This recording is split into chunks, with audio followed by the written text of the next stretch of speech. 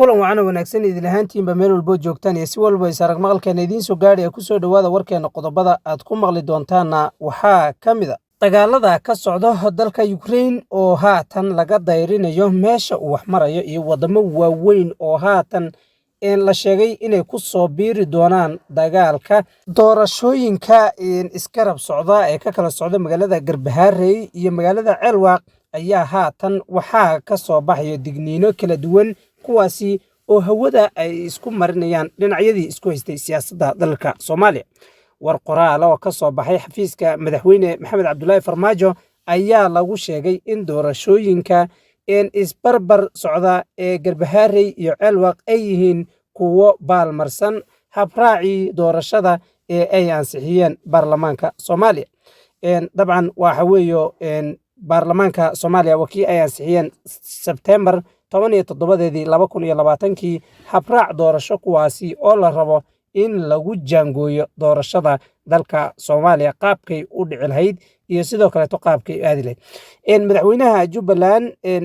Axmed Maxamed Islaam ayaa maanta gaaray magaalada Ceelwaaq ee gobolka Gedo halkaasi oo ay ka dhacayso ama ka socoto doorashada 16 kursi ee laga soo doorto gobolka Gedo isaga oo gaaray goobta ay doorashadu ka socoto guud ahaana warbaahinta Soomaalida ay leedahay inteeda badan waxa ay haatan hadal haysaa sababta haatan loogu loolamayo 16 kursi ee Gedo ama ay yihiin loo saarayo ahmiyadda intaasi la-eg loogu kala qabanayo laba meelood doorashadooda arintani ayaanu inta badan barnaamijkeena ku falanqayn doonaa haddii ay tahay markaadii kugu horeysay barteena YouTube-ka aad soo booqato channelka subscribe saar oo gaadsii asxaabtaada kaleeto haddii aad hore nool joogtana si share garee sifaan u helo asxaab wanaagsan oo adigoo kaleeta daawadayaal sida warkeena ku maqlayseenba guddiga doorashada ee heer federaal ayaa toddobaadkii la soo dhaafay waxa uu ku dhawaaqay in 16 kursi laga soo doorto gobolka Gedo gabi ahaanba lagu qaban doono doorashadooda magaalada Ceelwaaq halkaasi waxaa gaadhay wafdi uu hogaaminayo gudoomiyaha guddiga doorashada heer federaal iyo sidoo kale askar ka kala socoto ama gogol dhig u ahayd imaatinka madaxweynaha Jubbaland Axmed Maxamed Islaam haatan madaxweynaha Jubbaland ayaa gaadhay magaalada Ceelwaaq halkaasi oo la sheegay in lagu doortay inta badan 16 kursi ee la rabay in laga soo doorto magaalada Garbaharey waxaa sidoo kale barbar socota arintani oo haatan dhibaatada ugu weyn ee ka taagan tahay doorasho ayadana iskood ay u qabsanayaan maamulka Gedo halkaasi oo ay ku qabanayaan magaalada Garbaharey 16 kursi ee la rabay in ay ka qayb noqdaan baarlamaankan cusub ee 11aad ee Jamhuuriyadda Soomaaliya haatan madaxweynaha Jubbaland Axmed Maxamed Islaam Axmed Madoobe ayaa maanta gaaray magaalada Ceelwaaq ee gobolka Gedo halkaasi oo ay ka socoto munaasabada lagu dooranayo 16 kursi ee loogu talagalay gobolka Gedo war lagu daabacay bogga madaxtooyada Jubbaland ayaa lagu sheegay in madaxweyne Axmed Madoobe goobjoog ka ahaa goobta lagu dooranayay 16 kursi xafiiska madaxweynaha Soomaaliya Maxamed Cabdullaahi Farmaajo waxaa lagu sheegay in doorashadan ay ayadu tahay mid baalmarsan habraaci loogu talagalay ama yacni baarlamaanka Soomaaliya ay ku ansixiyeen war qoraal oo ka soo baxay xafiiska madaxweyne Maxamed Cabdullaahi Farmaajo ayaa lagu sheegay isaguna in Ceelwaaq iyo sidoo kale Garbaharey ay yihiin doorashooyinkan ka socdo mid baalmarsan habraaci baarlamaanka Soomaaliya ay ansixiyeen September 17 2020 arintan ama warkan ka soo baxay xafiiska madaxweynaha ayaa la sheegayaa in gabi ahaanba arintani ay tahay mid khilaafayso wixii la isku ogaa wareegta ayaa lagu yiri qof lagu soo doortay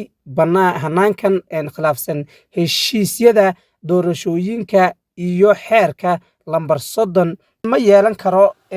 xasaanad ama sidoo kaleeto mudnaanta ay leeyihiin xildhibaanada lagu soo doortay sida saxa isku soo dudubo arintani waxaad moodaa inay wali salka ku hayso khilaafkii u dhaxeeyay madaxweynaha dalka Soomaaliya iyo sidoo kale ra'iisul wasaaraha Soomaaliya oo ayagu isku hayay qaabka doorashadu ay u socoto iyo siyaasadda dalka qaabkii loo wajihi lahaa. Arrintan ayaana laga muujinaya walaac xooggan 16 kursina waxay noqon doontaa ugu dambeyn in ay noqoto in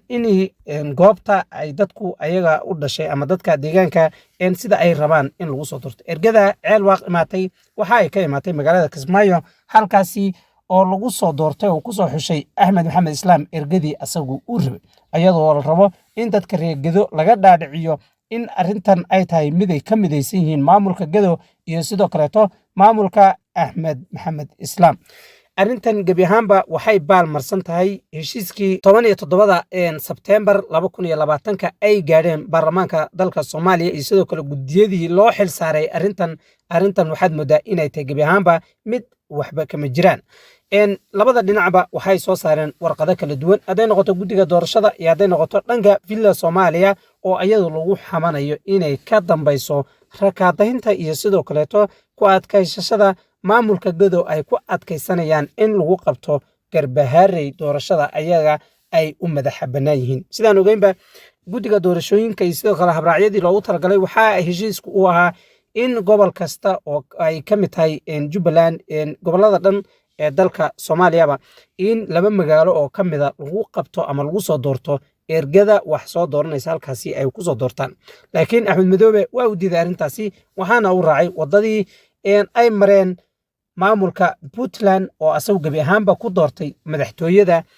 halkaasina uu asaga cidda uu rabo uu ku soo saartay. arrintan ayayna daba joogtaa Puntland ayay daba joogtaa Jubbaland wadadii uu maray ninka la yiraahdo Siciid Cabdullaahi Deni ayuuna haatan Axmed Maxamed Islaam uu dabadahaya.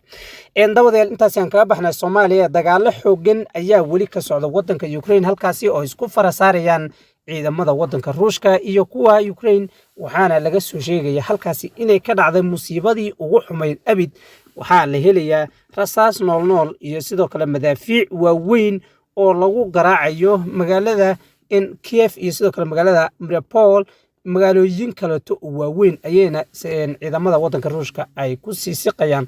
iyadoo ay halkaasi ka soo baxayso walaacyo kala duwan oo laga qabo in caasimadda wadanka Ukraine ay gacanta u gasho ciidamadani. waxa ay ku siqayaan ama ay u siqayaan si la yaab leh taasi oo la sheegay markii dambaba in arrintu ay haatan ku biyo shumanayso in ciidamada wadanka Ukraine ay gabi ahaanba isku dhiibaan saraakiisha ku sugan wadanka Ukraine kuwaasi oo ayagu sheegay waa saraakiisha Ruushka in haddii ay soo dhiibaan ay wax dhiba aan u geysan doonin, laakiin haddii ay ku adkaystaan inay dagaalka sii wadaana ay la kulmayaan cawaaqib xumo noocii ugu xumayd oo ay sheegayaan in haddii